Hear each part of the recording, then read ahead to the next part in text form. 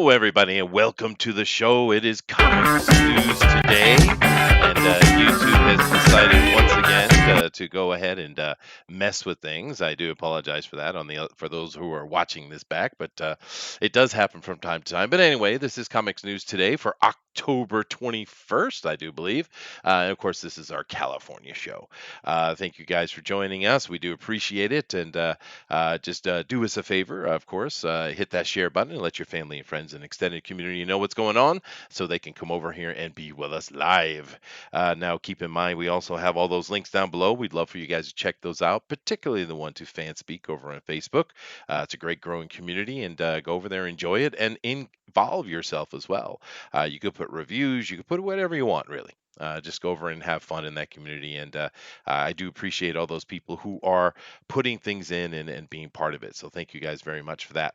But today we are, of course, going to be covering some news later on. But first thing we're going to be doing is getting to an Indiegogo. You guys know how we love to support all the creators out there. And we get a nice one, too. The one today is actually a kid's book, which you guys know we love supporting that. And getting more out there because there's simply not enough kids book out there, and we know that one of the big problems we're having with comic books is they're not selling them to the kids enough, and we need that. We need to get the kids more involved so we can have generational books, right? That's the whole point. But nevertheless, I see Eric is here. He says, Happy Monday. Well, happy Monday to you too, Eric. Nice to see you in here. And let me come over here and say hello to the panelist before we jump into things. Now, of course, we are joined by Slick Jimmy. Hey, Slick, what's up, man? I'm gonna see if Oh, you can. just hanging out, uh, chilling and killing it. That's nice, Slick. So, how was your weekend? Did you have some fun? Was there debauchery involved, or was it a beautiful religious weekend of Saturdays and Sundays? It was rather boring. I worked. Uh-huh. I worked on my book, then I took care of my family and rinse and repeat. That's good. That's a good thing to do. So you still have kids in the house, huh? I don't have kids, I just have family that I Oh, take you just care have of. So family. I see. Yeah, because my kids are out of the house. Family. Finally, I'm free. I'm free, baby. Actually, my kid free to do free. what I want any old time. That's a good song, dude. But actually, today's guest, who we'll be getting to here momentarily, is actually the same age as my son. And my daughter actually being older, but my kid's still in university there. But I'm very happy they're out of the house. Like, I'm very happy. My wife may probably isn't. But I finally got my house back, man. Except for these kids running around needing money. Well, actually, I'm still paying a lot of money. Now you can have your own studio, you can do this stuff, you have a workout room, um, you know, That's your own true. home theater that doesn't get messed up.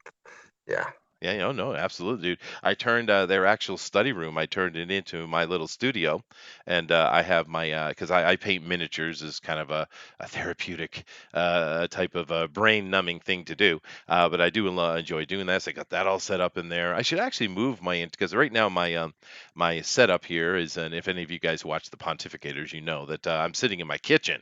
Actually, I should take this entire setup and move it into that back room, but that's effort. You know. Let's not do that. But thank you very much for being here, Slick. Of course, we also have George here. Hey, George. He's drawing. He's doodling while we're talking. Hi, George. No, I'm actually we're finishing the original art for the backers. There's like one here Oh yeah. done. And this is another one that I'm going to be done doing during the show. Sweet. That's nice. Always like to have some drawing going in the background, George. Thank you very much. And of course, all this stuff was all related to his Joe King book, which is in final production, right? Yeah, just working out some details with the printer. Pretty soon, it's as soon as it's going to be in the hands of the printer, I will be actually releasing a digital copy to the backers. Sweet. There you go. There you Yeah, go, guys. So it's moving it's going to along. be an added bonus. They weren't expecting a digital copy, and I said, you know what? Once it's in the printer's hands, it's done. That's it. Yeah. Yeah. Yeah, no, I think so. I think having a PDF is a good way to go. We've had that discussion here many times over the past year or so, and Yeah, I and guess you it'll be an convinced me. eternal battle, George. You convinced me.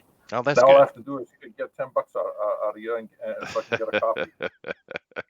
$10 for George's coffee, guys. Isn't it sad that in the world today that a coffee is nearly $10 with certain franchises? But nevertheless, thank you for being here, George. Of course, guys, we are also joined by a wee oily bird from New Zealand. Hello, sir.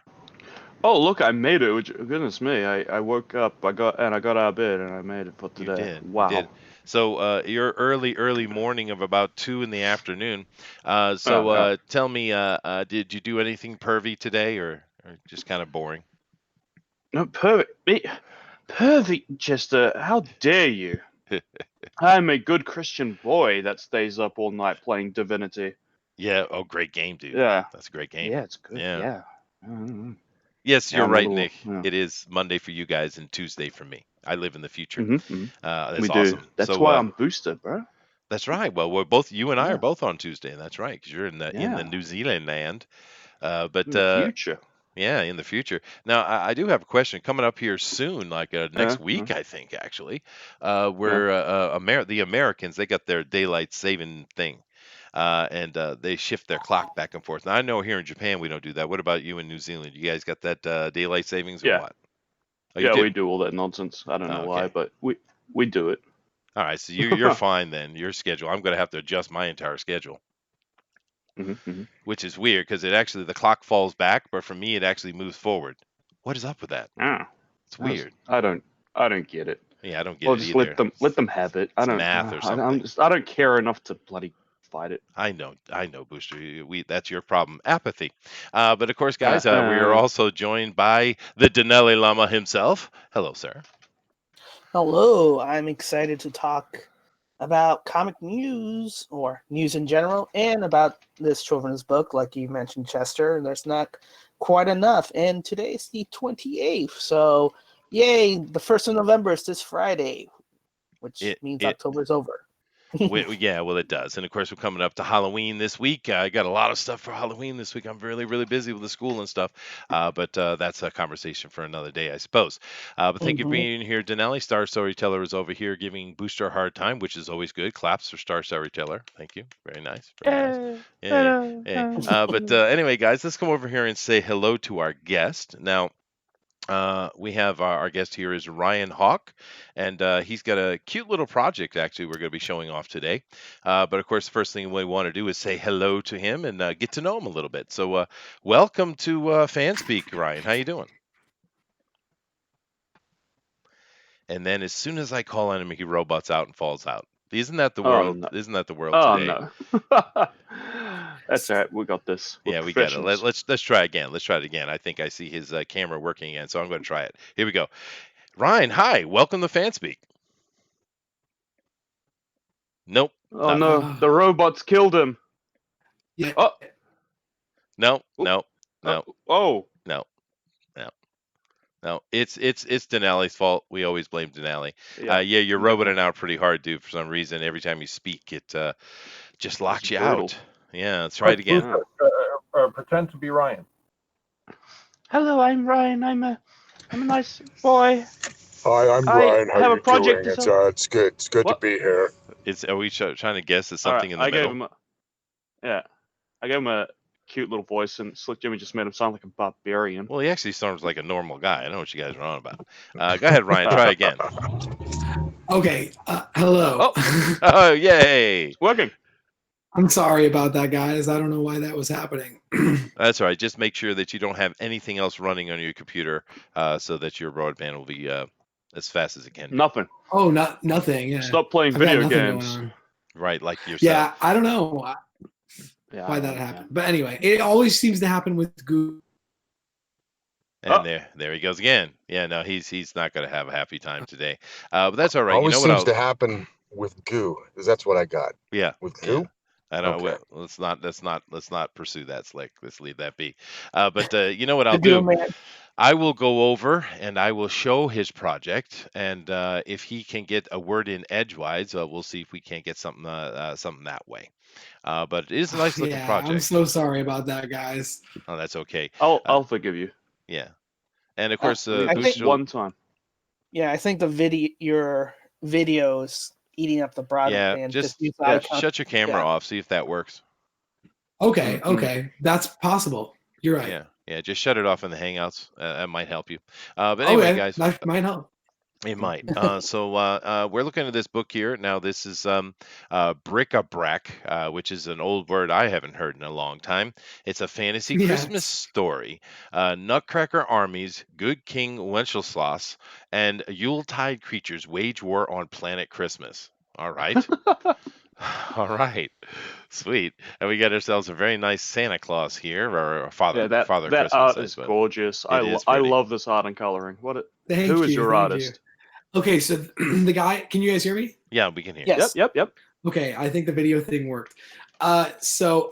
That the artist of that thumbnail, his name is Tom Barton. He's not the same guy who's doing the interiors, but their art very much complements each other. So we're going for that bombastic, exciting, fun, childlike adventure look, that cartoon, but like very detailed cartoon look, you know, not just like serialized cartoon, but like feature movie cartoon look, you know. So And he's gone again. Okay, but I do like the art, and here's good. Here's a look at the interior art. That Father Christmas picture here up there is very nice. This in here is very different, but I like it. It's very cute, and this is a book for kids, and that's an awesome thing. Like we said before, we want more of that. But it's cute art, and it's a lot of standard kind of Christmas tropes mixed in with like fantasy fairy tale type of tropes. I like the idea of it actually. I don't know who these characters are, but I'll read the thing. How about that? I'll do that. Bric-A-Brac is unlike any Christmas story you've ever read. The story follows a young boy named Garrett who lives on the beautiful and isolated Sugar Plum Cove, an island on planet Christmas. There, he and his friends are protected by the magical Sugar Plum fairies. Oh, that's nice. That is until the Nutcracker army invades their cozy little island in order to steal the Christmas spirit from under it and gain an advantage in the war. yeah. Garrett and his friends devise a list of wishes to give to Father Christmas so he might stop the Nutcrackers from harming their caretakers and put an end to the war. In a turn of events, Garrett is separated from his old pals and hurled into an adventure that will challenge his belief and trust in the ways he never expected, while also showing him fantastical locations and introducing him to new allies and dangers. Very nice. All right, so a cute little story, nice setup there, easy to understand what's going on, and like I said, I love the art. It's very cute, it's very nice. Yeah. Can you hear me now? I'm sorry. We can. For now. Yeah, and this of course I'm is so sorry, guys. this is Ryan right here with his older sister, Yep. and they're singing Christmas carols. Yay! So. Go ahead, see if we can't get something out of you. Oh yeah, that's me, my sister right there.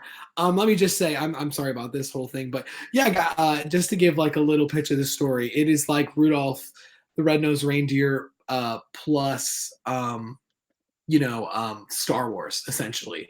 A lot of the Rankin and Bass movies that you remember. Oh, so sure. the Year Without a Santa Claus and Frosty, but plus an intergalactic kind of mix. So it's also a children's story. So it grapples with a lot of ideas of Christmas that are very important to me, and hopefully to kids and adults alike. So. Well, the one thing that's catching my eye out of everything on this page is the fact that when you were a child, you thought the idea of literally taping a dirty sock to your face would represent a beard. I have to say that I've never seen any human do that before, so I think it's a Guinness World Record or something. His imagination has gone back a long time. It has, dude. It has. Socks equal beards with tape. I love it because you can see there's a gap. I want that to make a cameo in this book. There's a gap. That is so awesome. It is awesome. Will the sock beard make a cameo in this book?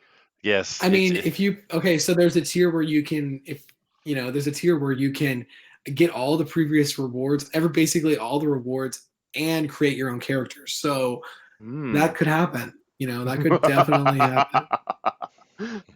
Yeah, it's cute. Now, tell us a Stop little it. bit about Raphael Sam, who is your artist, I'm Yes. assuming. So tell Yes, us about Raphael Raphael. is. Yes, he is a good friend of mine. He lives in Brazil. He lives in Recife.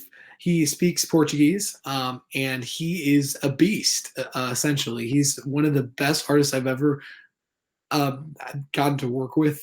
He's just totally awesome, and I think he works for, as I told you guys earlier, Matt. He worked for DreamWorks on one of their comic books for Madagascar, and he Oh, also nice. works at a animation studio, which is probably one of the reasons why he prefers digital. In fact, probably the main reason why he's so comfortable with it.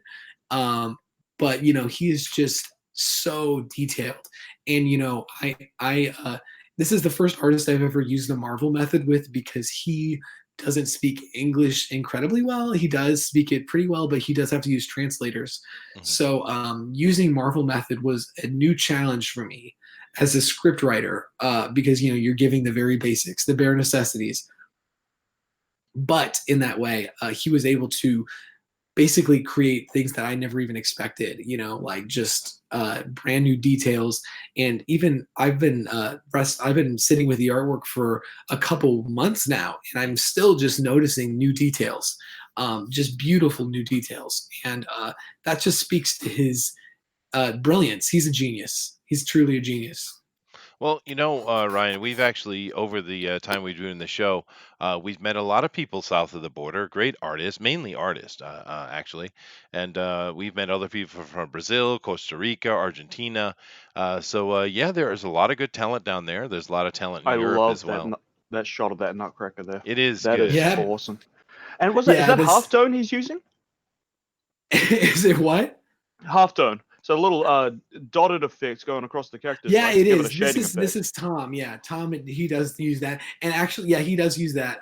And I love it. I love It that looks the great. dots. Yeah. So this is our essentially Darth Vader character. He is the main antagonist, I would say, General Almond. When he's Well, walking of course he is. Yeah, that's awesome. I love it. through. I love how Oh my god. sinister the little candy cane stuck in his beard or hair make him look. Actually, Yeah, and he's it's walking perfect. through the poinsettia forest right now. So this is the first image I ever saw of the story. And I just wanted to make it look otherworldly. So he's in a poinsettia forest, which doesn't exist in real life, Hmm. and he's surrounded. There's a Christmas bug to his left or right. And just kind of, it was the first image of what this series could be. And it really made a foundation for, and that's why it's going to be the cover. Is it's truly what the story.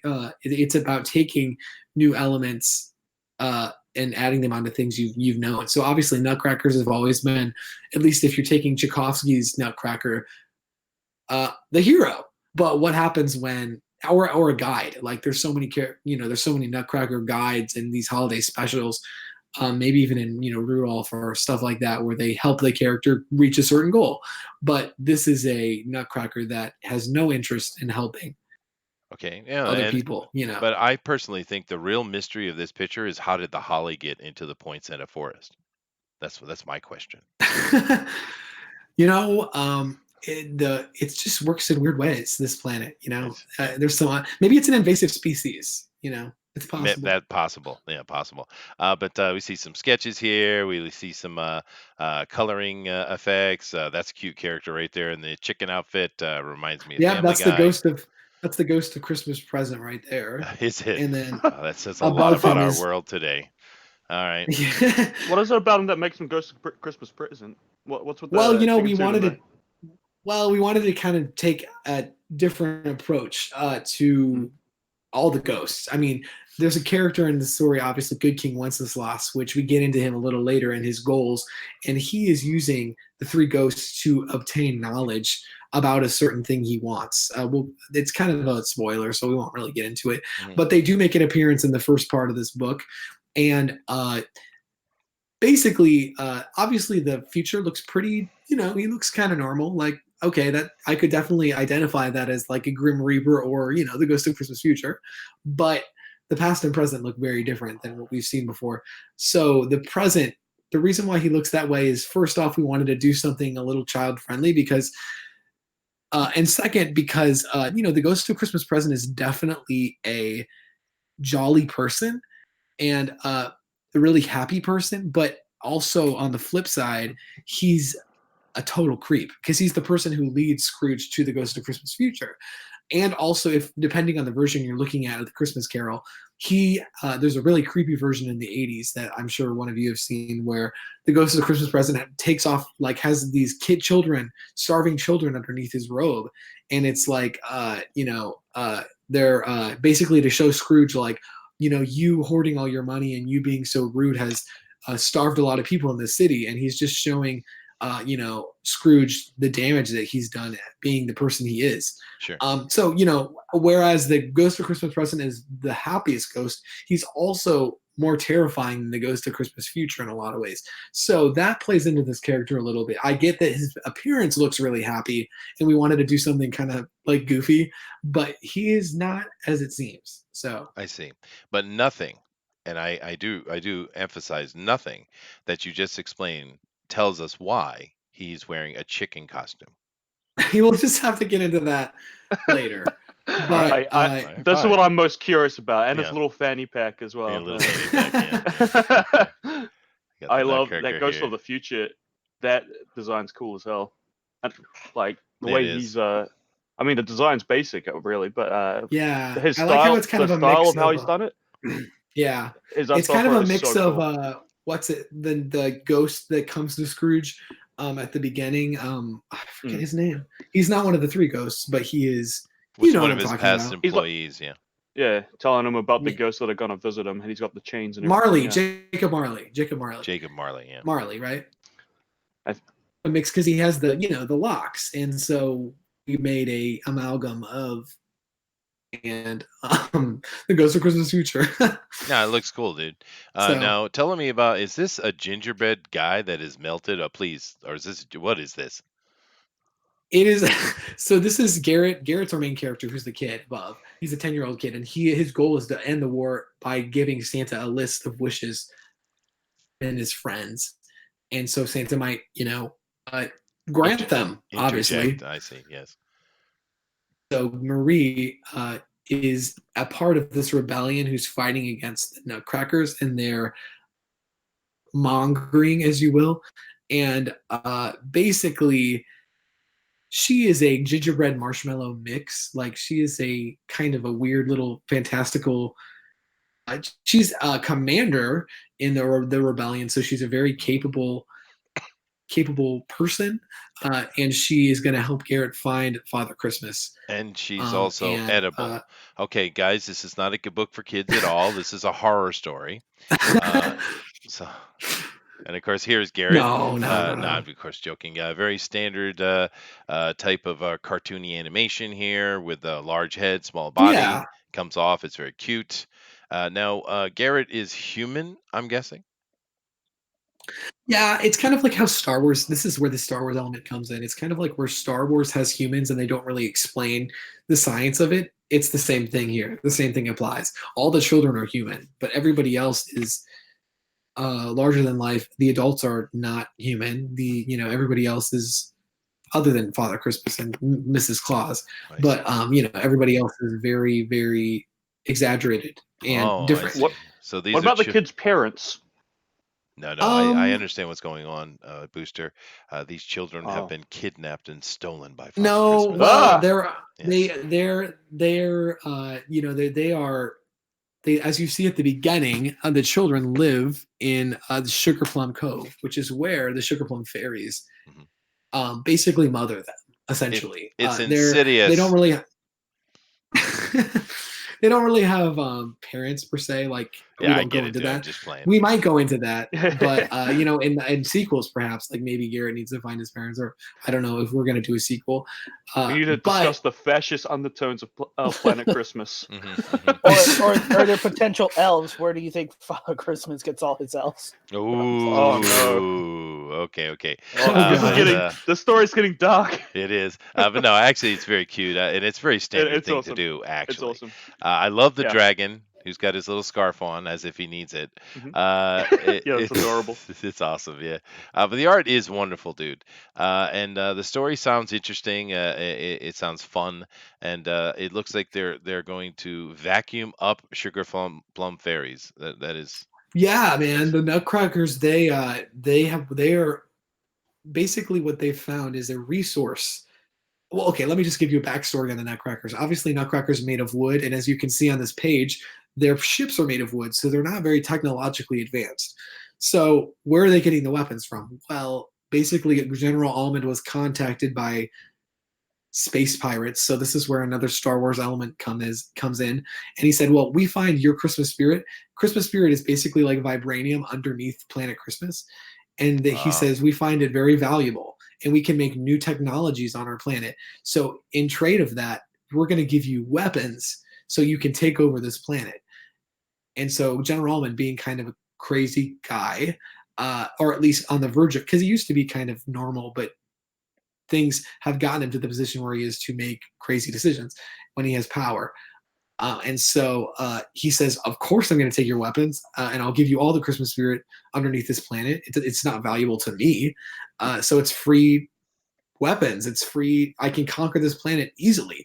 And so basically, yeah, they make the exchange and continue to. And so the Nutcrackers in this scene are going after what is known as a gold mine of Christmas spirit, which is underneath Sugar Plum Cove, because children are innocent and children have a vision of Christmas just like we do on Earth. Of like they're very excited about it and they have that innocence in them and they have the Christmas spirit. It's stronger in them than any other creature on planet Christmas. So underneath Sugar Plum Cove is where that resource is manifesting. So the Nutcrackers go there and exploit it. And so this is what happens. I see. Cool. So Yeah. they're basically just grinding up the fairies for their slight bit of Christmas essence. I get it. All right. Pretty much. Yeah, And then, okay. yeah. This is So the this dark is book, Spaceball. Booster. This is Spaceballs. It is. It is. It is Spaceballs in a way. It's cute though. Yeah. I get it. I understand the Yeah, concept. It's very fantastical. But this is horrible. Yes. It's horrible. Poor Tinkerbell would have to cover her eyes and ears. Clap. You know what I'll Clap say to keep 'em I love alive. about this guy's art? Uh-huh. You notice the little panels, right? They're not perfect square boxes or anything, you know? No. They kind of got some wobbles to it and imperfections, and Yeah. it really adds to it. It does. Yes. It's a Yeah. great looking book. I think a great example of that is like the Candy Mountain thing. It's like, I love the shot where it's like he shows the licorice tree and then there's all the, like, that's the back of the page and it kind of bleeds through all the other panels. It's amazing. I love that shot. I've never seen that angle before. It's so unique because you can kind of see it's like underneath a tree and then looking at them and then there's a panel above and then two below. It's like, he's a genius. And so I'm just beyond blessed to be working with someone of this caliber. Yeah.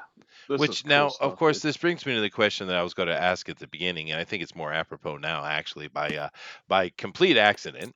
But you're a pretty young fella, so tell us, being a writer here, how did you get into writing, and how did you come to this point? Man. Well, you know what? I really I got into comics late. I'm not gonna lie. I got into comics pretty late. I was like 13.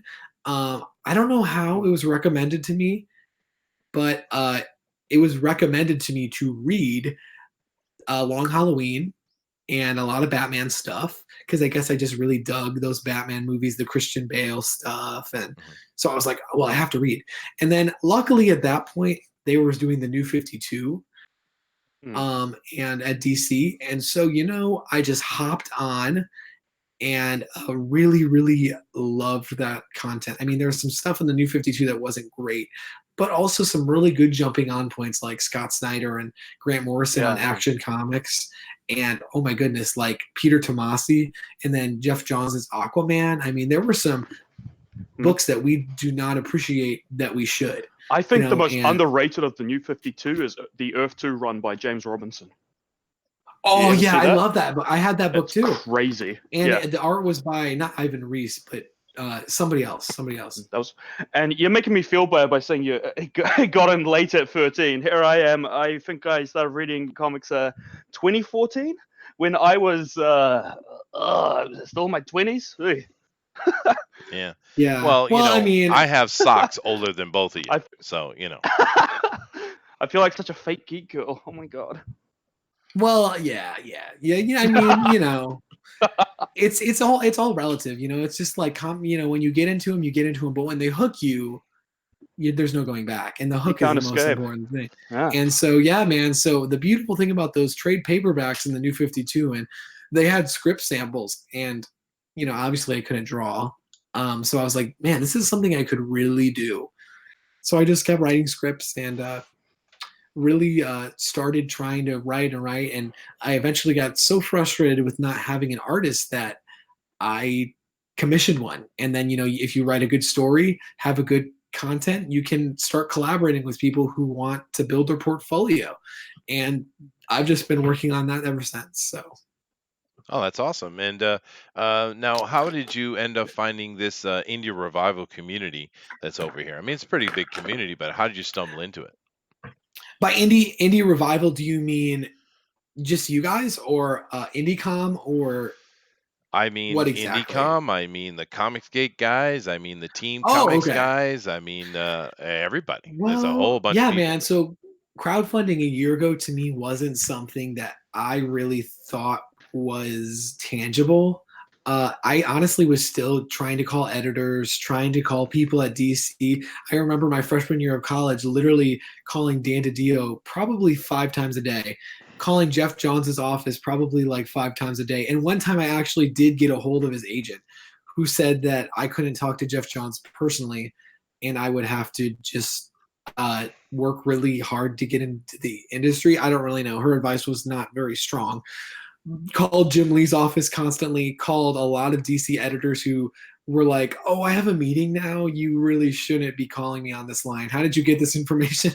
And then, went to Marvel, went to Oni Press, called all these people, finally realized, you know what, this is not, I mean, I have tools at my disposal on the internet, and there's so many people talking about comics on the internet, and there's a revival going on. There is truly a renaissance going on Indiegogo right now before our eyes.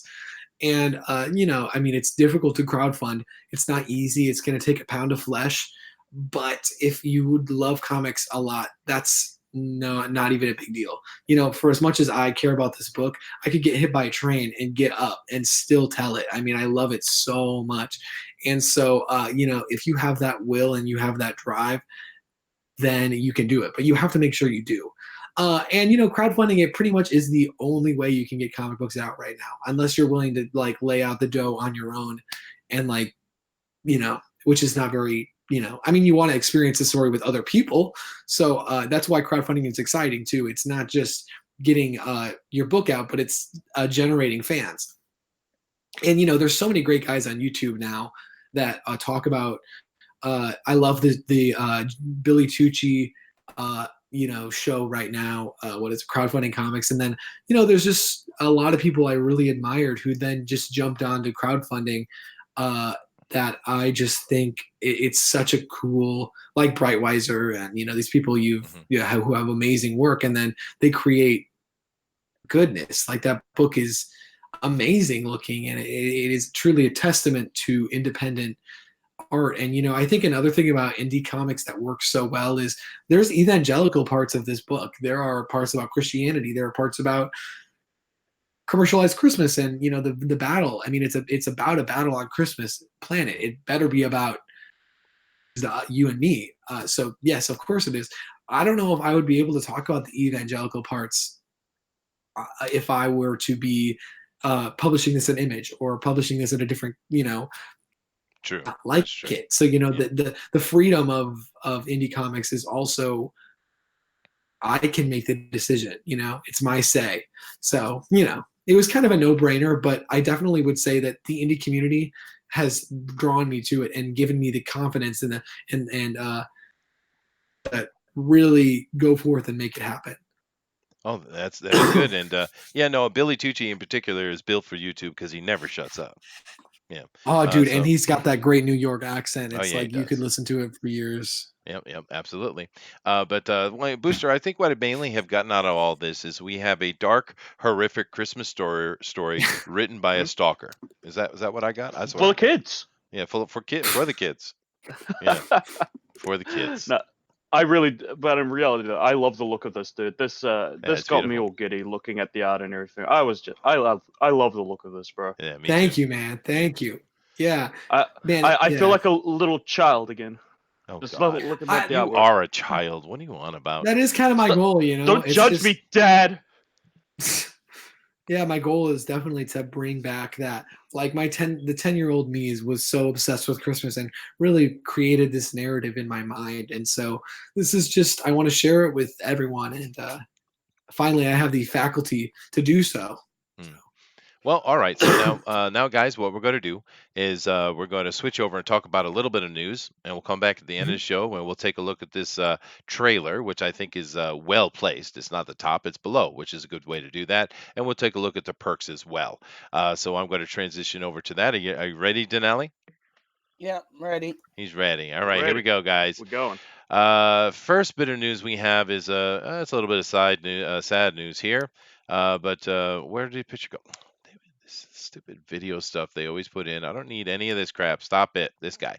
We have we've had a death. Someone has passed away. Go ahead, Dinale. Right. Robert Evans, legendary producer of a lot of awesome movies, Chinatown being one of his more famous ones, has passed away at 89. Yeah, and of course he's the boss over Paramount, and he oversaw a lot of great stuff actually.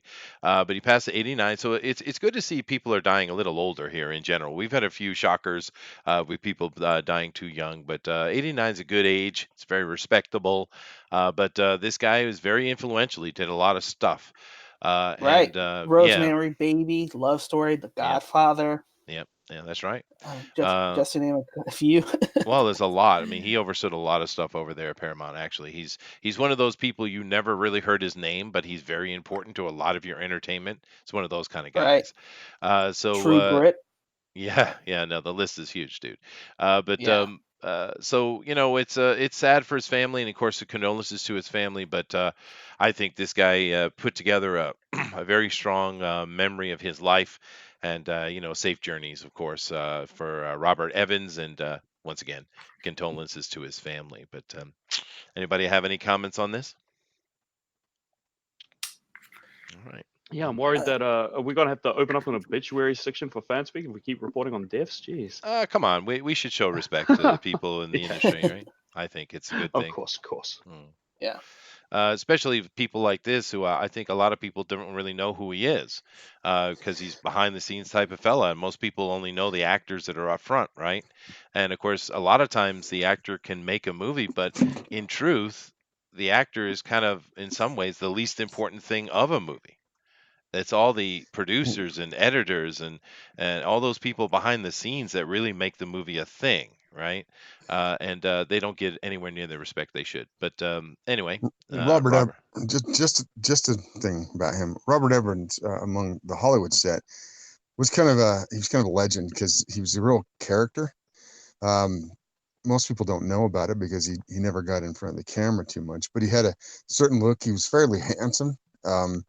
And he was kind of a playboy, and he was always up for kind of shenanigans and getting into things. And so for those who were like old-timey Hollywood, at least from like the 50s up through the 70s, he had a kind of a reputation of being a bit of a scamp around town. Oh yeah, well he's one of those big yacht guys, right?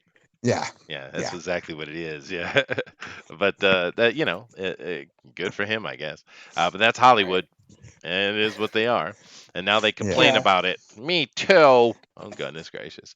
But anyway, Robert Evans, thank you very much, sir. Moving on to our next bit of actual news we have today, and is this a good thing? Am I happy about this? What is this? Yay! I want to see it. I want to see the I've never seen redesign. it. Yeah, I Show was too. me. Sonic the Hedgehog Yeah. redesign I'm the revealed a new biggest Sonic fan poster. ever, so I'm Well, a huge Sonic fan. there it is. There it is. It It's looks good. revealed. It looks good. It's actually not. It's not a monstrosity, Chester. No, it's not. That's not what I wanted at all. God, that's He not looks good. fine. He looks much better Oh than no, I was Metroid. talking about the internet, not the thing. I think it looks much more like Sonic. I agree, it looks better. I actually the other day saw a much better look at it than what they're showing here. But I forget which channel I was watching that had that. But we know the debacle that came out of that launch. But the good thing about it was the people behind it. I don't know what you're doing, Slick, but you're killing me.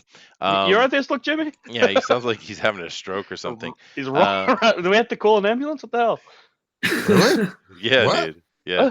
So it could have been George, I I don't suppose. hear anything. What are you talking about? It's George. It's George. I'm eating all right. some watermelon. I can't. I don't know how that. George is muted, and George just pulled your thing. Rude. Rude. It is rude. It is rude. But anyway, He's the good wagging thing your about finger.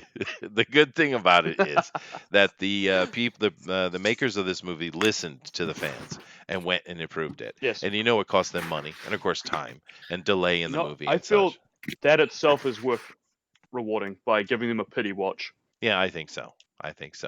And of course, it has Jim Carrey in a costume, which he always is better when he's in the costume, I think.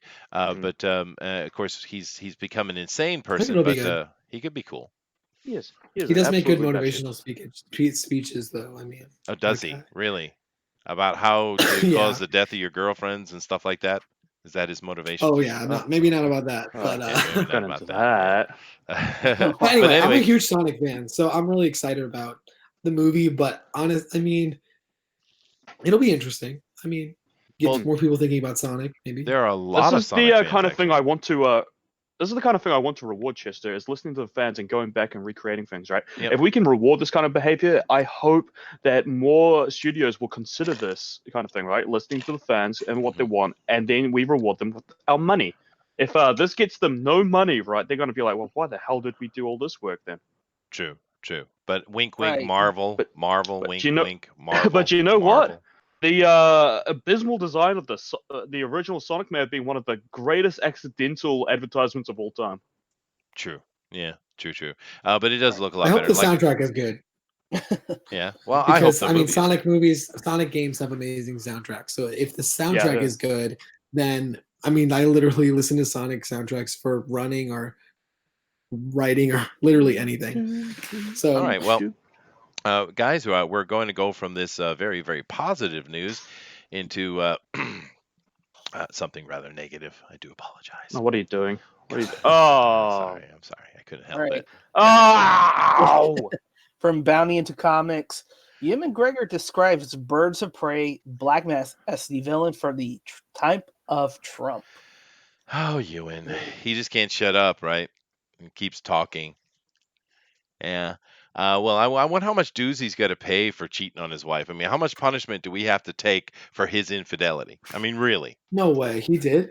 Oh yeah, Yeah. that's why he's coming out with all A this lot. nonsense. It's his PSA. That's why I'm is a what this is. feminist now. Yeah, I have the moral high ground. exactly right. But Don't do it. You can't make it. you know, Don't do it. and the sad thing about it is the Black Mask is a good villain unto itself. He doesn't need any correlation to anything. Just do the Black Mask, right? But no, it's just going to be another Trump analog. But then again, this Birds of Prey movie looks like a complete disaster. I mean, just on its entry. If you've seen the trailer, then you understand exactly what I'm talking about because it's literally one of the worst trailers I have ever seen. I mean, ever I love seen. Margot though. Margot Robbie, she's amazing. She's all right. Yeah, she's all right. I mean, I think that, to be Politics fair, aside, it just I wouldn't looks kick her bad out of in and bed for eating itself. crackers. well, I know you wouldn't, Slick. But it's the thing with Margot Robbie. I do have to give her some perks on. Is I thought she was pretty good in I, Tonya, and she did portray Harley Quinn really well. The only problem is Harley Quinn should not have been in that movie. That's the problem, right? But I thought she did a good job. I thought she portrayed it well. And even in the trailer, I feel like, yeah, she understands the Harley Quinn character. But that trailer is so bad, dude. It's, oh my God. And look at these dumpy superheroes. Look at this dump here in front of us. What is this? It's not a superhero. Superheroes don't have uneducated abs there, lady on the right. I mean, what is this? Ah, Yeah, that little Asian girl's supposed to be Cassandra Cain. That's the right, biggest atrocity from right. there. And Black Canary. Are you serious? Yes, dude. Yes. Yes. Cassandra Cain, like one of the Yes. most powerful Batgirl Yes. ever, Batwomen. possibly Yes. more powerful than Dick Hey. Grayson himself. Yes. Absolute. Daughter You of know, the Cain. a freaking just absolutely can kill anyone, right? Trained as an expert assassin from a young age, right? Right. A mute. Turned into this weird, bumpy little thing, and she's quirky, and she has one line. She speaks even. Oh, She what? does. Yeah. But she's short and squat. Yeah. Yeah. Perfect for Batwoman. Absolutely That perfect. just kind of is not her character at all. No, So it isn't, maybe it's like a different take. They're just using the name. I don't know. Well, it's just it looks like a stupid movie, unfortunately. It isn't built from a script, it's built from a political page. And that's the problem with a lot of these movies today. And of course, even in the current running of Batwoman, which is one of the worst shows ever being put on TV, and I mean that legitimately, all politics taken out of it. It's just not good. But Ruby Rose doesn't sell it at all. Because the thing about Batwoman is she's pretty big. She's powerful, she's strong, she's well trained. Ruby Rose is not portraying her well at all.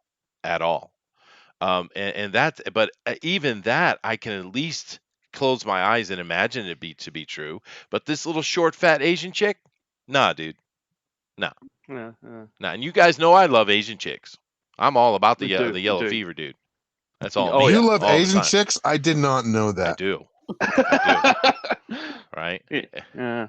And just to be technical, Eric, Margot Robbie isn't Asian enough for Chester. He says, I think she's attractive, actually, dude. I just didn't think Harley Quinn should have been in the movie. It doesn't the movie they made, but they screwed that whole thing up anyway. Jared Leto's Joker should have been the main villain. They should have done the remake of the animated movie where they send him into Arkham Asylum and their Joker and the Batman show up. It's obvious they were taking from that. So why did they go I don't know. They screwed that movie up so bad, dude. It's so brutal. Jared Leto didn't really get to have a proper go at the Joker.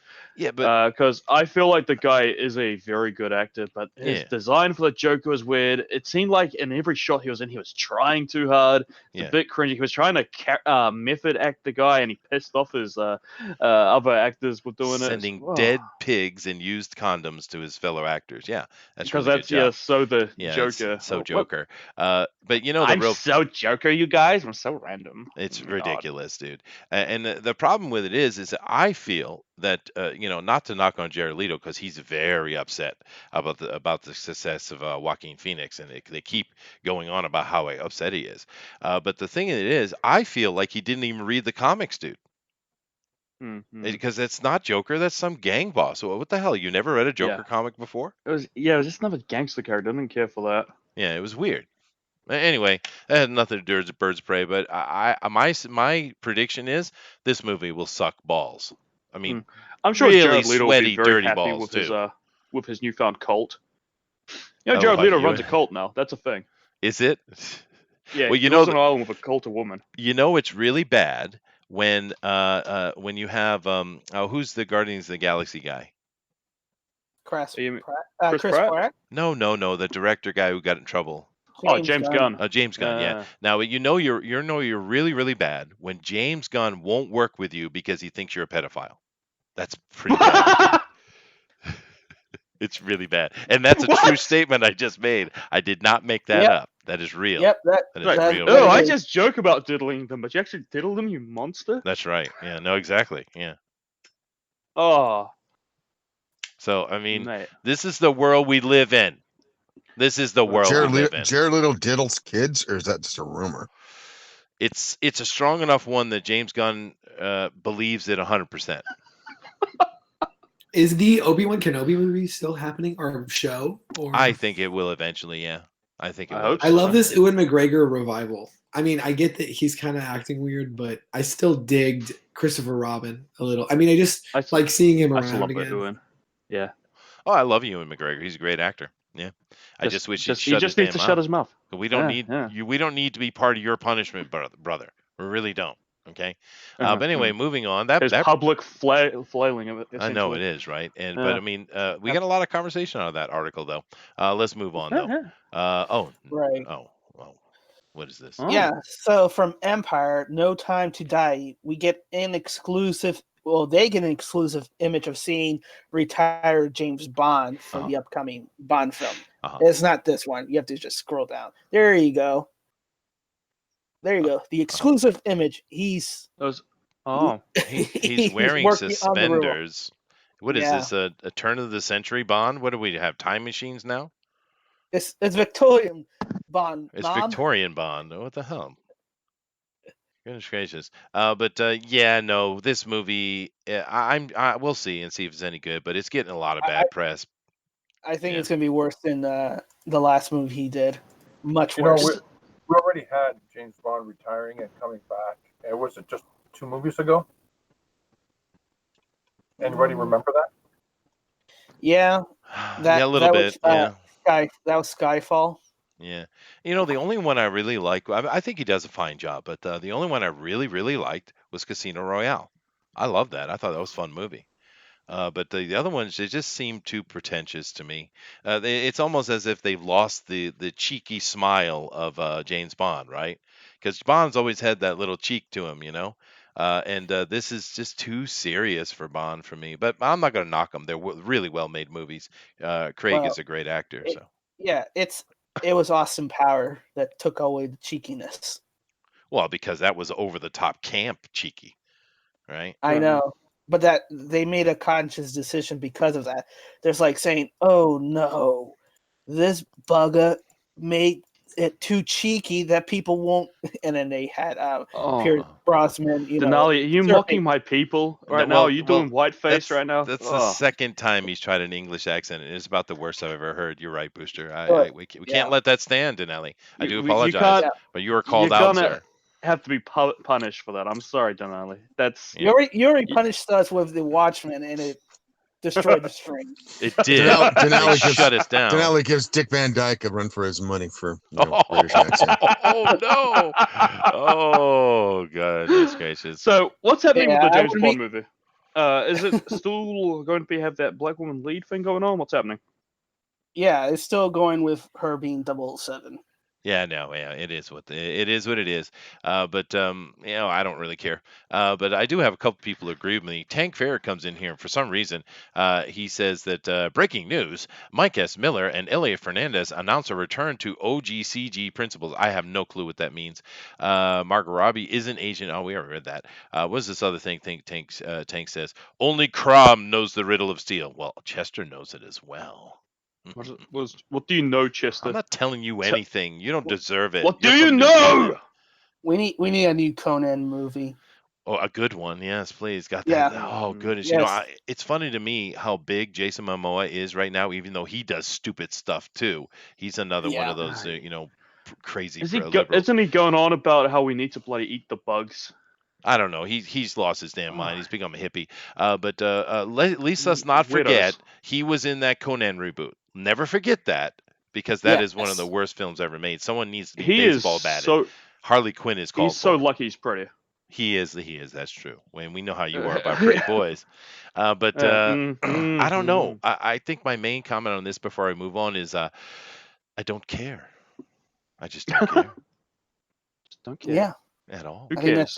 I think that's the general vibe that a lot of audience are pushing. They don't care. Mm-hmm. Don't care. Yeah. Moving on. Uh-oh. So this is Seeking Alpha. Basically, this is talking about Netflix actually got a boost from Verizon and Disney because, as you know, Verizon is giving Disney Plus unlimited access and a free year subscription to their client base, which means that all that money that should be going to Disney Plus for a year will go to Netflix instead. Nice. That's nice. Yes.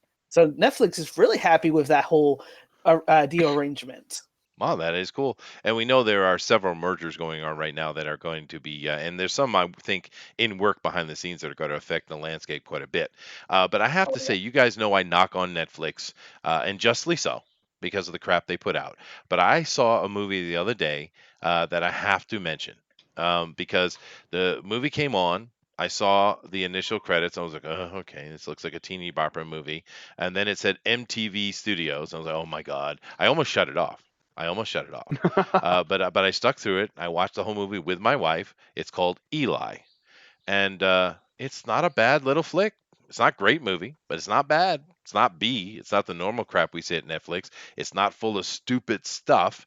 I'm not going to tell you anything about it because it would give it a spoiler away. But it's not a bad little flick, man. I mean, it's been a Okay, while. okay. It's been a while, but if There's you, Well, there's Arjun's. Dolomite is out. Oh yeah, yeah. what did you say, George? All I heard was rah, rah, rah, rah, rah, rah. You're talking about the Dolomite movie. I, Oh, I oh yeah, understand, I George. gotta I watch speak that fluent too. George. Oh, you do? Okay. Yeah, I want to check Yeah. that one out too, dude. That's for sure. I will watch that with my wife. But no, the Eli movie, dude, check it out. It's actually a fine little flick. I mean, it's not gonna win any awards or nothing, but it's a movie from beginning to end. There's a few bad sciencey moments in it, but hey, it's a movie. Just to let it go. Hmm. You know what I mean? Well, I don't care about science, so hooray! This is true. Well, Yeah. I kind of wonder sometimes if you even know how to read, but you tell me you like Daredevil, so I'm kind of like, really? I don't know. Yeah. Yeah. Yeah, yeah, it is. But yeah, check out Eli. It has I my read once. recommendation. Now we're moving from Verizon's deal into AT&T. What the hell? Right. So AT&T is reacting to a lot of reviews about their access and recent acquisition and merger. Yeah. A lot. They weren't happy to do the bottom line, and they changed the board of directors because of it. One of the things is no more mergers, and part of the plan that they're going to do moving forward is, if let me see to summarize it, which is really interesting, is the letter outlined a four-part plan, the so-called activating AT&T plan, that calls for increased strategic focus, including possible sales of unnecessary assets, improvement of operation efficiency, a formal capital allocation framework, and enhanced leadership and oversight. Mhm. So basically, what this means is that the merger actually caused a massive loss to both companies, and the shareholders weren't happy. So they're going to be cutting a lot. So you're going to be seeing a lot of restructuring happening with AT&T and the parent, as the parent company, as well throughout all the division, which includes Warner Media. That's right. Oh. Yeah. Uh, Yeah. so And we've been talking about that, so and that explains a lot. Actually, this article is more important than you guys think.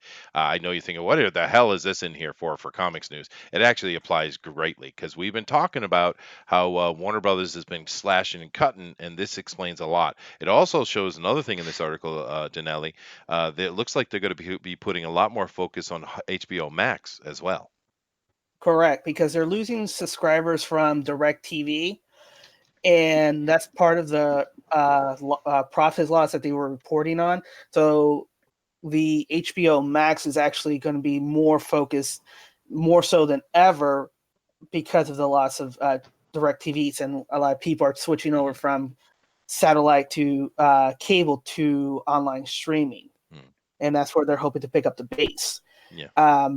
So that means that there's going to be a heavy pressure on Warner Media to deliver with this platform, including all the properties underneath Warner Media. Meaning, if they're not producing, you getting slashed. Yeah, no, this is a good sign because money talks, right? And we know there's a lot of bad things coming out that have nothing to do with money. It's all about politics, which is nonsense. We want Right. politic, we'll go deal with politic. We want our entertainment, right? So it's a very good thing. And you know who this is really going to work out for extremely well, Denali, is Joaquin Phoenix. Yes. Because he doesn't like doing sequels. It's not about it. He's an actor, right? But I Right. guarantee you they're going to back up dump trucks full of money to get him in that because they want to make his Joker part of their future DC universe, right? I bet they do. You know how much money that thing is making? It's almost $1 billion. Yeah, it's kicking butt. Yeah. But I mean, It's made as much profit as Infinity War. yeah, It's it's crazy money. amazing. Yeah, but I Yeah. mean, but they're going to have to pay him a lot of money to get him to do that. So he's going to benefit from like crazy from this whole situation, actually, especially because AT&T is very clear that they want successful things. They're not going to stand for loss. They're not going to take it. So Right. it's a very interesting article, actually, and I suggest you go read it. It's from a Hollywood Reporter. But it is very interesting, and it affects directly what we talk about here because we love comic books and we love comic book movies, and of course Warner Brothers is trying their desperately to get part of that comic book money, and they failed pretty well, but Right. it could be good for And the here's future. right. And here's the thing: we are in a if if there's leaderships or administration covering the DC brand, we are on our third administration for the DC brand. We had the Zack Snyder, then the Jeff Johns, and now we have the latest one. Which I'm forgetting, but he's the one who took over when Jeff John and his leadership team Mhm. with Kevin got kicked out. Yeah, And you see the progression. So I'm pretty sure that the Birds of Prey was too far in development for them to write it off possibly. completely. Yeah, So I'm assuming that they're going to keep that one off, and be that one and done, and get it out of the gate yeah, kind of but deal. is it going to suffer from the Justice League syndrome though? Because Star Wars is. It's been suffering for a long time. But they're seeing the creative force of the Joker. So you're gonna put.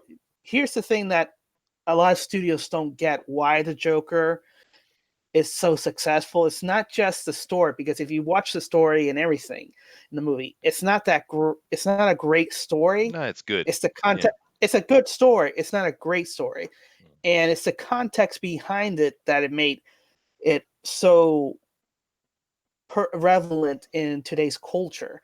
But now they're not going to pick it. They only see that, oh, we need to make more movies like the Joker.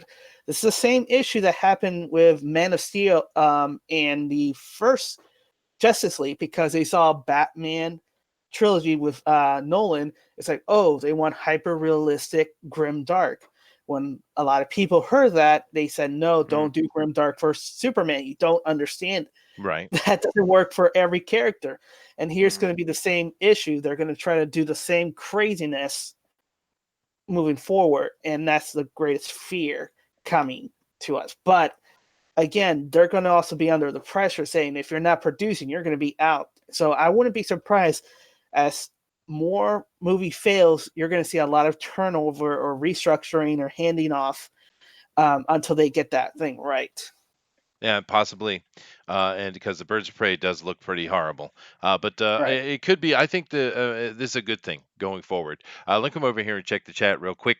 Harley was the only thing worth watching in that train wreck, and then that is a and then that is a stretch. I don't know. I think the best thing in that movie was Captain Boomerang, actually. Eric says, Ewan, you have one job, acting. Strays. Just act and don't do anything else. I agree. Let me see here. Eric says that is the outfit that we talk about the James Bond thing we are just looking at. That is the outfit that Jews wore in one of the bad Bond movies. Does he turn into Jews? Yep. What do you mean Jews? Jaws. Oh, Jaws. Oh. Chester, I think you have a problem. No. Let's see. Oh, jeez. Come on, that was funny, dude. Eric Eric Are says, you smelling toast? what do you say? Smelling toast? I have no idea what you're talking about, George. Go back to sleep. He's saying if you're having a stroke. Am I having? No, I'm not having a stroke. I just thought No. it would be funny to make Eric look like an anti-Semite. Let's see. Eric says, Chester, what about Tomahawk on Netflix with Kurt Russell? Have you seen it yet? Well, I saw it in its initial release, actually, not on Netflix. It's good it's on Netflix because, well, first of all, Kurt Russell. I don't have to say anything more than that. If you see Kurt Russell's in the movie, go watch the movie. because it's going to be awesome, because Kurt Russell is awesome. But aside from that, Bone Tomahawk is a spectacular movie. And if you haven't seen that, boy, get on it. And if it's on Netflix, that's an easy way to see it. That is an awesome horror movie. I mean, wow, dude. Freaking Tomahawk. It's incredible. Thundera says, evening. He deserved it. Thank you, Thundera. I don't know what I deserve, but I'll take it. I think he's talking about Joaquin. Oh, he did. I mean, it sounds like he did a great job. His acting is better than the movie, it sounds like. But awesome. Good for him, dude. Night Pope says, Chester! California turned off my power. I'm in the dark and cold. I'm sorry, Night Pope. I do. I'm sorry about that. Cold baths aren't fun. They are bad. Well, here's the thing. Just take your cold bath and think of Booster. That's either a horrible thing or a great thing. My experience, it's been not good. Yeah, well, we haven't talked about that because that's real news. But California and its rolling, not brownouts, rolling blackouts. I mean, what the hell are they doing over there, man? What the hell? Bloody third world state over there. What's going on? It's outrageous, man, California. And this is the California show. Damn it. Let's see. I just want a Batman movie in that style. I agree, Thundera. Devilish Boardman says, yeah, Grimdark really only works in Gotham. True.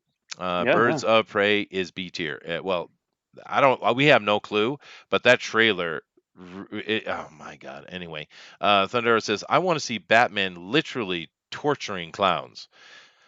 Okay. Oh. All right. I think that's a different genre. I don't want to see that at all. Yeah, okay. I mean, if you mean like literally torturing as in strapped on or something, I mean beating the crap out of some clowns because as Batman does, sure, but stop that. No, we don't want that. Eric says, "What the hell?" I had to look at it. Already in leather, so all you need is some chains. Was that George? He's George. Already in leather. All you need is some chains and stuff, whips. That's funny. Off, and he's already masked. It's true. You're right. There's some analogy there. I agree, George. But that's just funny. I don't care for where he's going. No. I don't care for that movie at all. What the hell? I had to look to see if I typed Jews. Darn you, Busby. Busby! People are complaining to me. That's funny, dude. That was success. That's a successful. It was successful. You scared him for a second. Yeah, I know. Made him wonder if Google's going to come after him, huh? Oh, goodness. Night Pope says, phone is almost out of charge. Have to go and find an external charger. See ya. Later. Thanks, Night Pope. Sorry for the blackouts, but it is weird what's going on in California. Now, I know we're running a little over time today, guys, but that's all right. We're fine, and we're good. We only have another article or so, and we're going to jump back over and talk about the great looking little Indiegogo BRIC-A-BRAC. Yeah.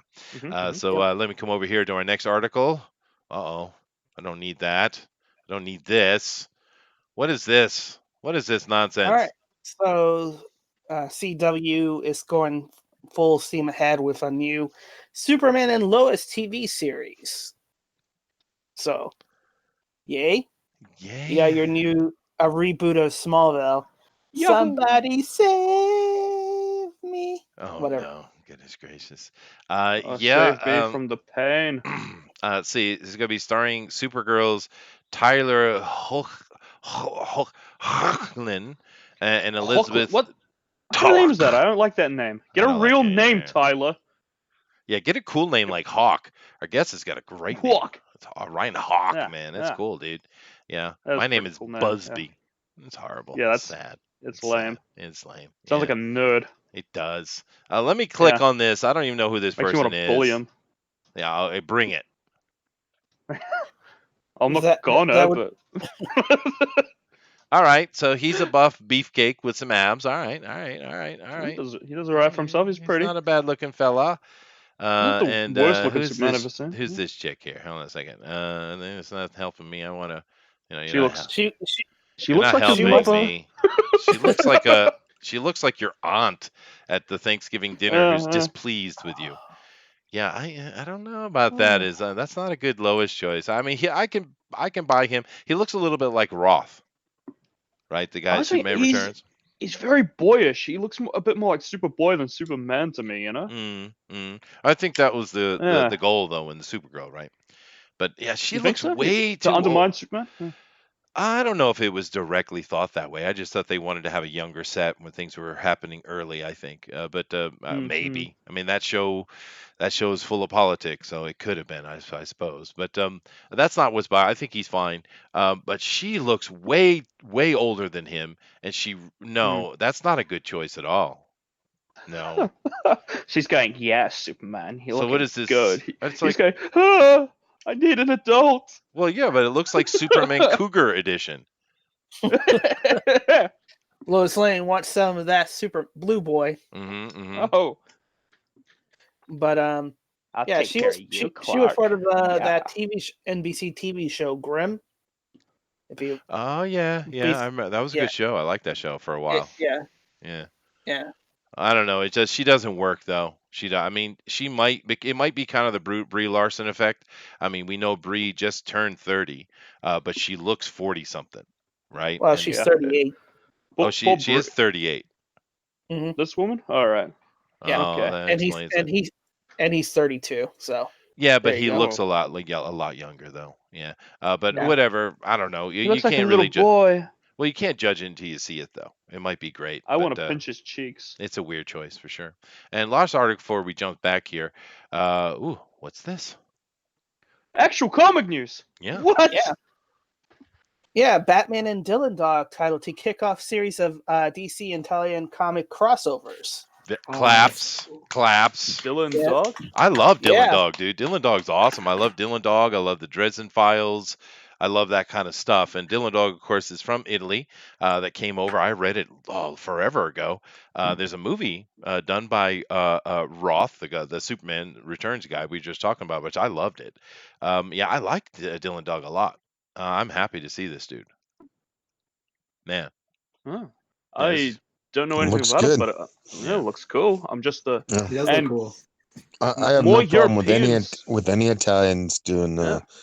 doing Batman, and Rico Marini killed it on Yeah. Batman, That's true. the Dark Prince Dark Charming. Prince Charming. Oh Yeah, my excellent. god, that guy's a beast. Yeah, he is. Yeah, He that is, book's yeah. incredible.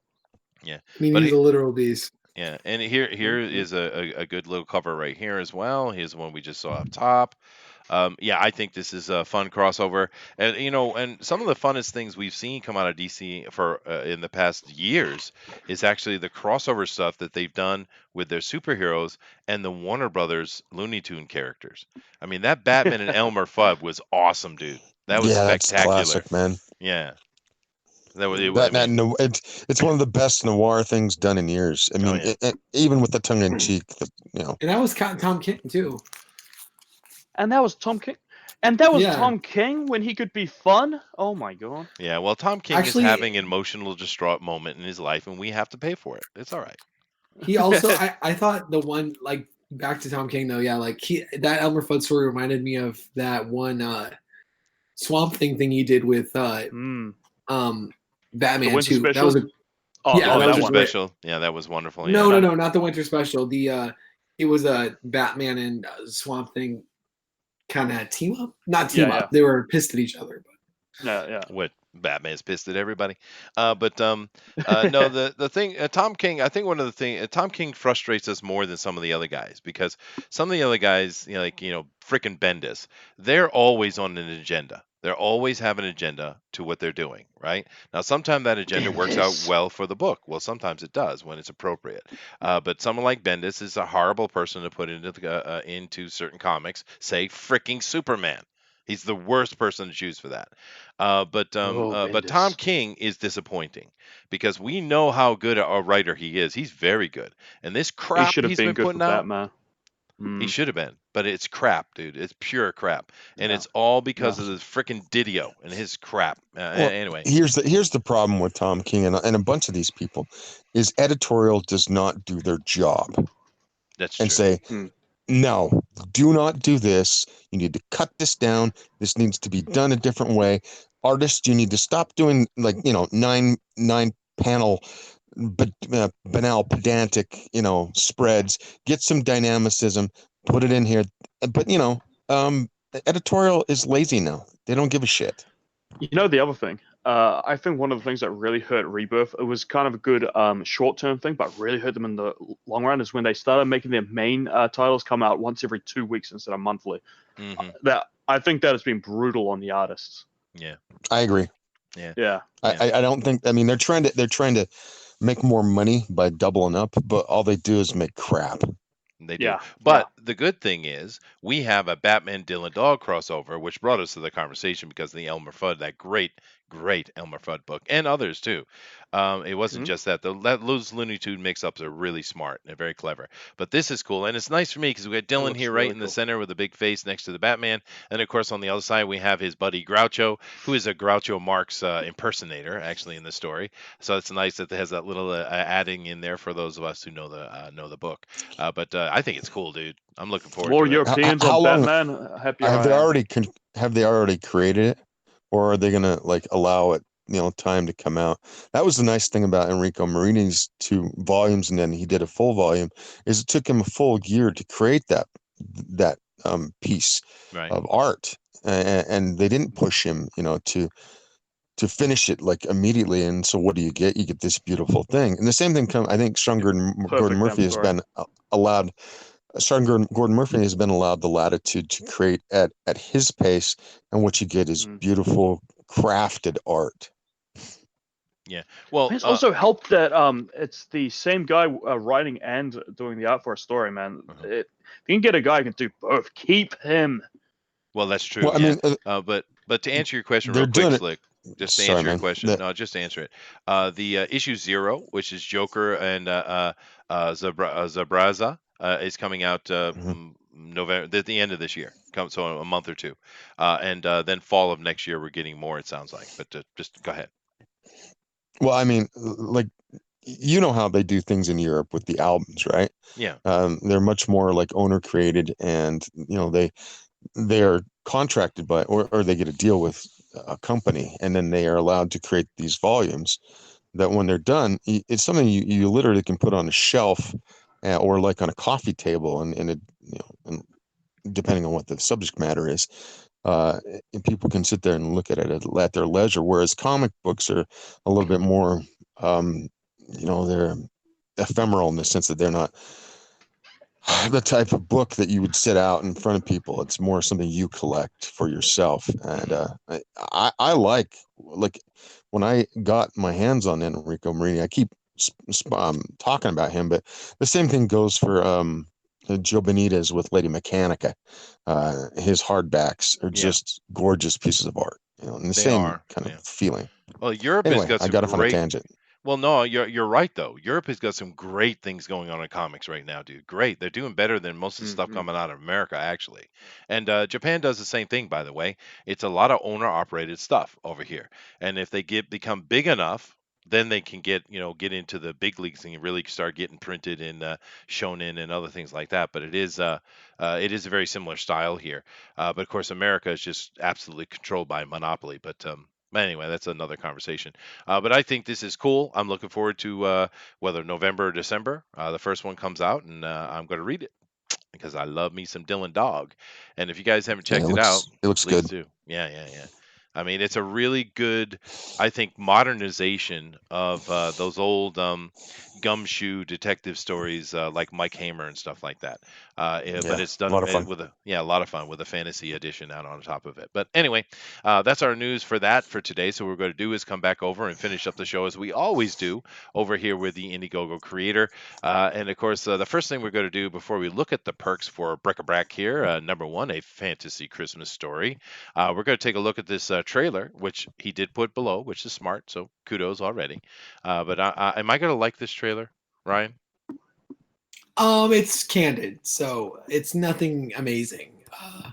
Okay, it gets the idea across. So he's telling me I'm going to hate it. That's what he's telling me. He's prepping you up for it. Yeah. He is. All right, here we go. It's 2 minutes. It's long. It won't full screen in this section. That's okay. It doesn't want to load. What's It's up, not happy. Indiegogo? Okay. Welcome to the BRIC-A-BRAC #1 campaign. Christmas is a beautiful, exciting, and mysterious time for so many people, young and old.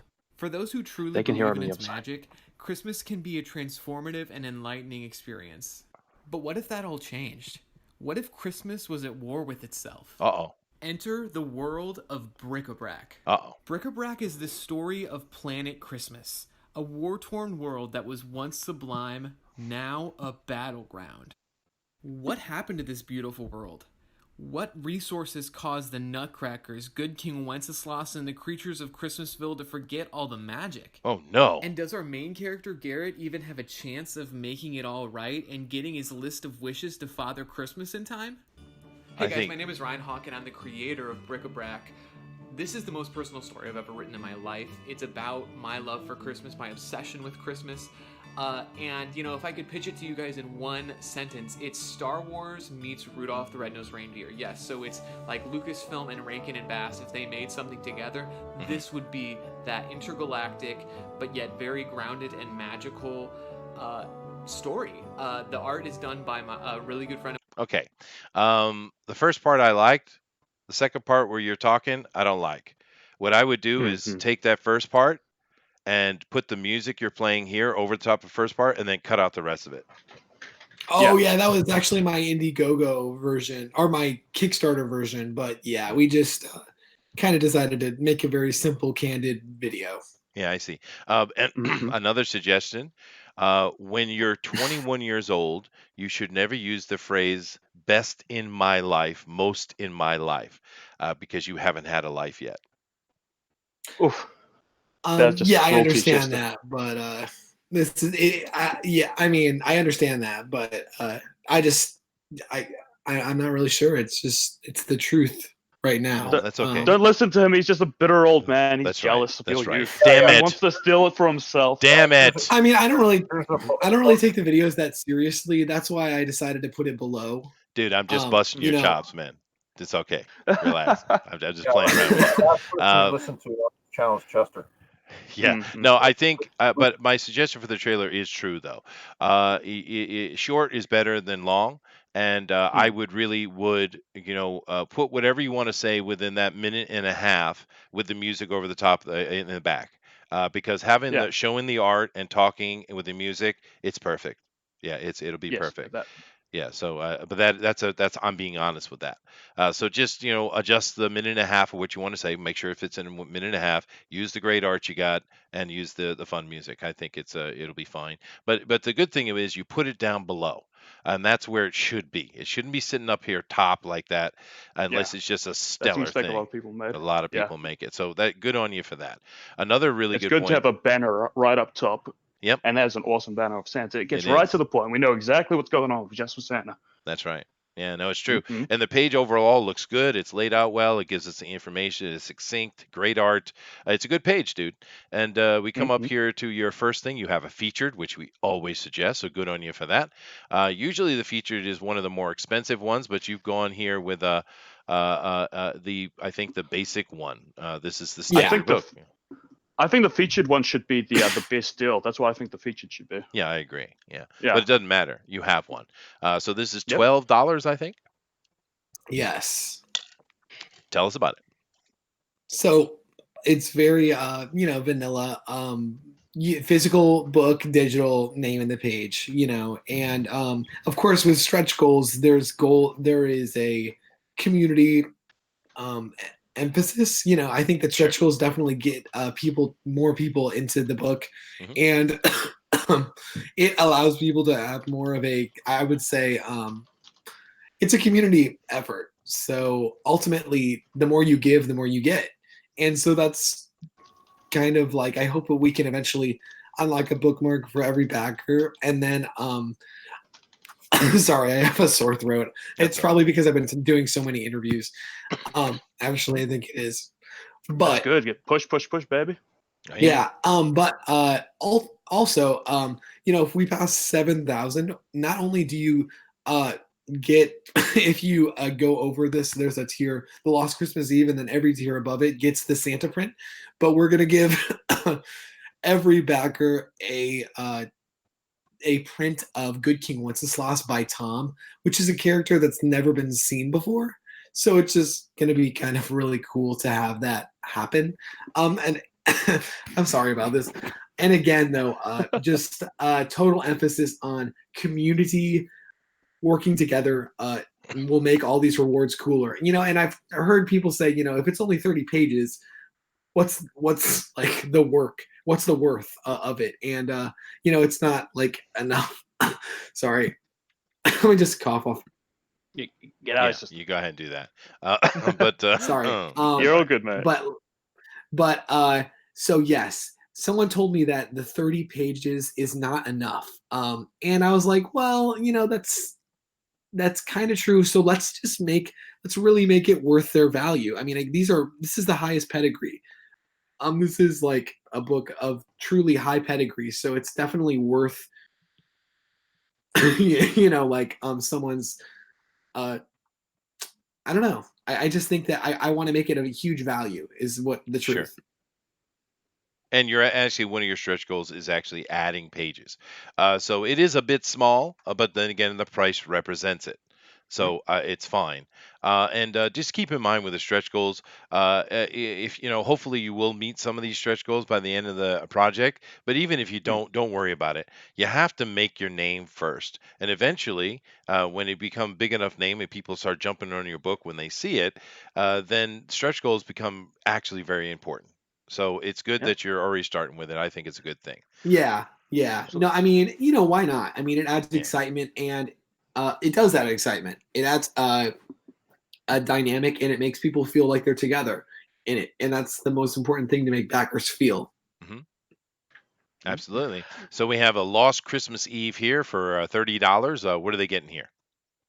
Okay, so everything in the past one, but you get a holiday card, a bookmark, which we are going to try to unlock for everyone in a stretch goal, an art print of Father Christmas, which you guys have seen, and then an ornament made by myself. So kind of a craft thing, just to give more value, to give more just it's a Christmas book, so try to doing things that are very of the theme is kind of important, and the rewards almost made themselves up, so it was kind of fun. The only thing I would say with this is when you're offering things as packages, you need to show them in the body of the crowdfunder.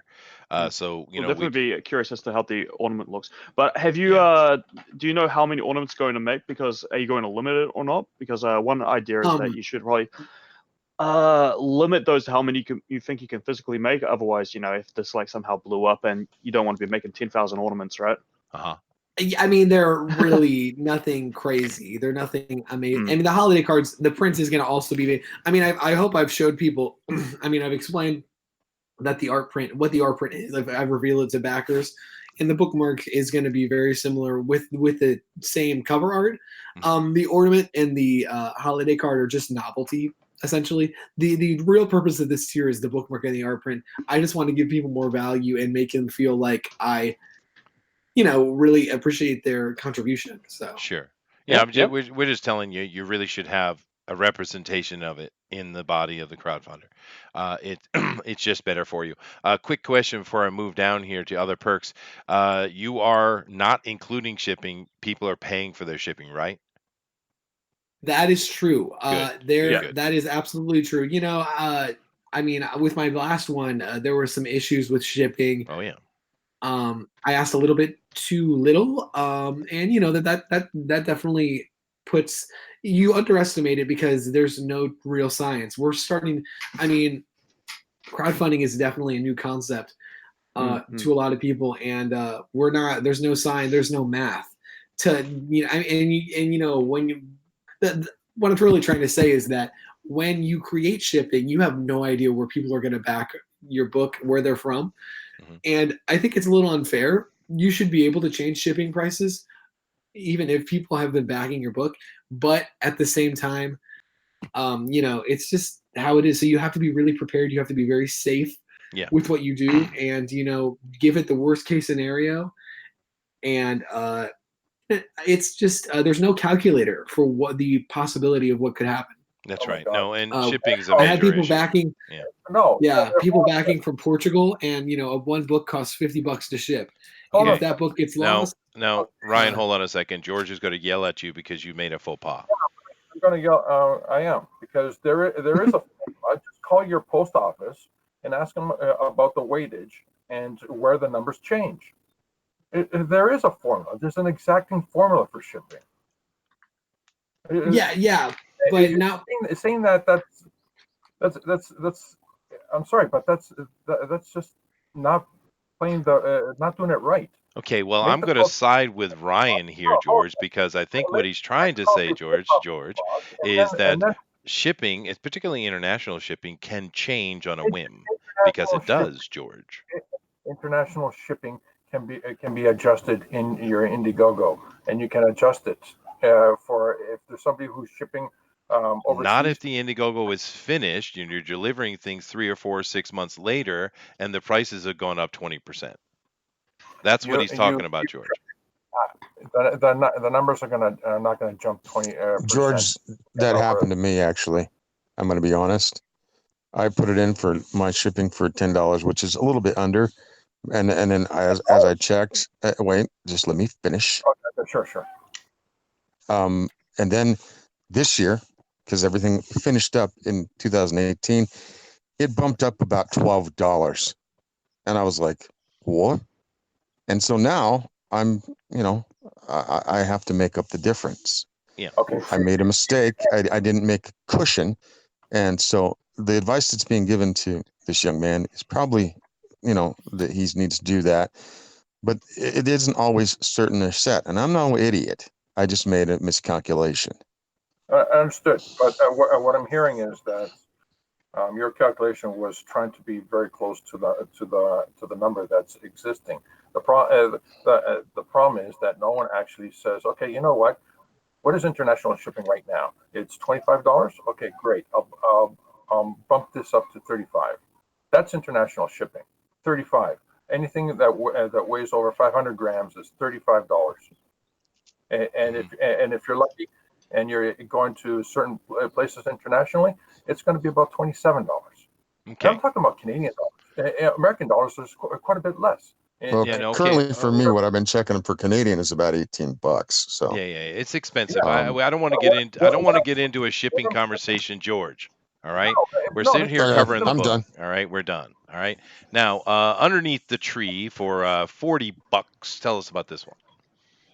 Yeah, so that basically just a bunch of people who showed me a lot of love on my past campaigns and helped me kind of work through some issues with kind of just promoting it and stuff. They agreed to make a digital bundle, and I've added all their books to it. So Curtis, a good friend of mine, who created a book called Beastlands, and then Carl Kessel, actually, of a lot of DC, doing a lot of DC work and stuff like that. He has Impossible Jones, obviously. And he was really, really kind enough to put that in this bundle. And then Russell Nolte, Ichabod Jones, and then I have a couple other ones on there too. And it's just to give people more value. I thought, why not do it? I mean, it is a Christmas book, so why aren't we? I'm really just trying to find new ways to give people what something that is valuable to them. And this is something that gives a taste of other artists too.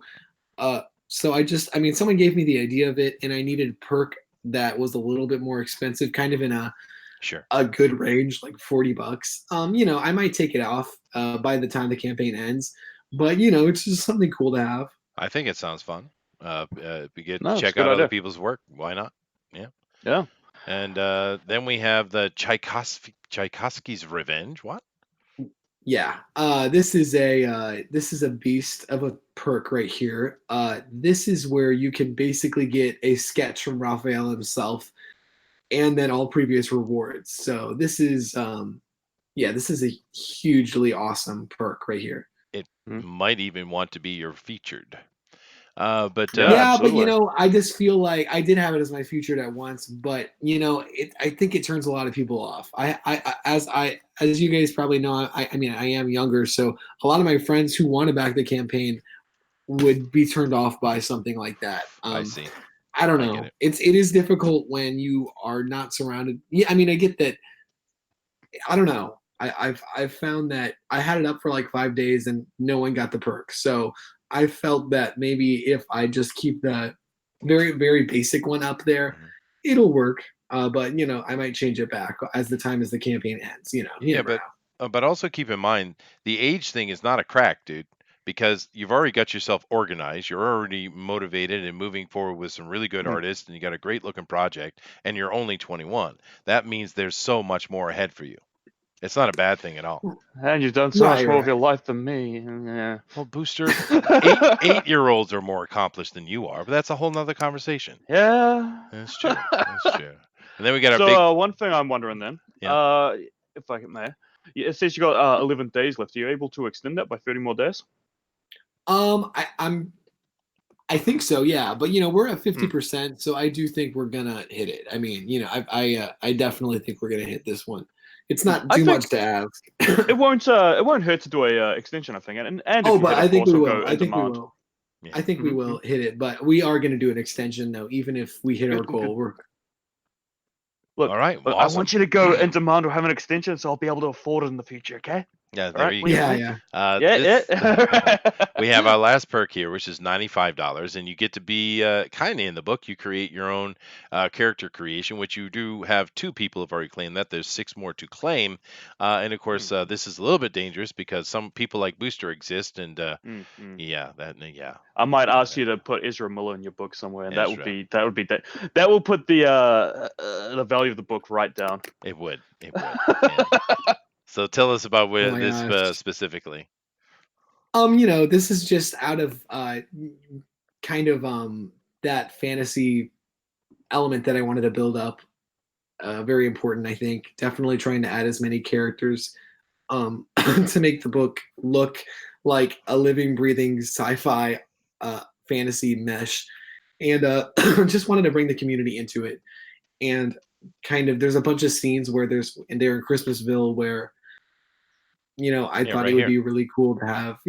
So and they're meening the Christmas Rebellion, who are, like I said, against the Nutcrackers, and basically they're comprised of a bunch of fantasy characters. So I thought, well, it would be fun to create them, but why not have some like backers create some of them too? So it's just a cool little perk I came up with, and I might even add another perk later. I'm not sure, but just kind of getting more excitement. It's good to introduce a new exciting perk every single week of the campaign, I feel. Sure. No, I think it's a growing living thing, a campaign. I agree 100%. Absolutely. And It is. Booster, It's a life form. it is a life form. And Booster, you shouldn't feel so bad. Everybody has their crescendo in life. It's just with you, it happened at 5'2". Oh, you're a piece of shit. All right, guys. But definitely go over there and check out this book we have here, BRIC-A-BRAC, which is a nice little name. Where'd you get the name from? Just curious. Why did you choose that? There's a song in The Night Before Christmas called Jack's Obsession. And in it, Jack Skellington is basically lamenting about his obsession with like Christmas, his newfound Christmas obsession, and he can't quite grapple with why he's obsessed with it. And he calls these Christmas items bric-a-brac, and to me that really emphasizes the kind of argument of Christmas that is said in this book. So some people might think that like a gingerbread or mistletoe or Santa Claus is bric-a-brac, but actually this series is to show that it has value, and Santa and those ideas have value, and Christmas is a valuable thing. It's a value, and it has a lot of important elements that we should put into our lives every day.